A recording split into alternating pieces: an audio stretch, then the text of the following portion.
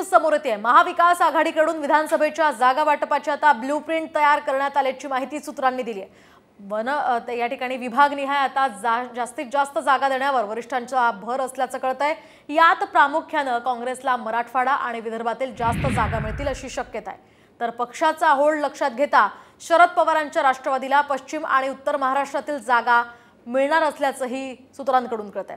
अशातच ठाकरेंना कोकण आणि मुंबईतील जास्त जागा मिळतील अशी माहिती आहे। त्यामुळे आता जागा वाटप हे नेमकं कसं होणार हे पाहणं अतिशय महत्त्वाचं ठरणार आहे। या संदर्भातली अधिकची माहिती जाणून घेऊया। तर काँग्रेस विदर्भ आणि मराठवाडा त्यांना मिळणार आहे। काँग्रेसला विदर्भ आणि मराठवाड्यातल्या जास्त सीट्स मिळतील, तर राष्ट्रवादी शरद पवार पक्षाला पश्चिम महाराष्ट्रावर त्यांचा होल्ड आहे, त्यामुळे तिथल्या जागा जास्तीत जास्त मिळतील। तर उत्तर महाराष्ट्र सुद्धा शरद पवारांच्या राष्ट्रवादीलाच जाण्याची शक्यता आहे। यासोबत मुंबईमध्ये शिवसेना ठाकरे गटाला जास्तीत जास्त जागा मिळण्याची शक्यता वर्तवण्यात आलेली आहे। यासह कोकणात सुद्धा शिवसेना ठाकरे गटालाच जास्त जागा मिळतील।